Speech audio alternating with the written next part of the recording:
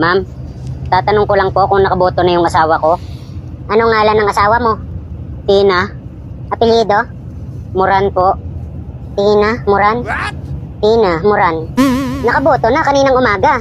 Siya nga unang-una dito sa listahan eh, oh. Sayang naman.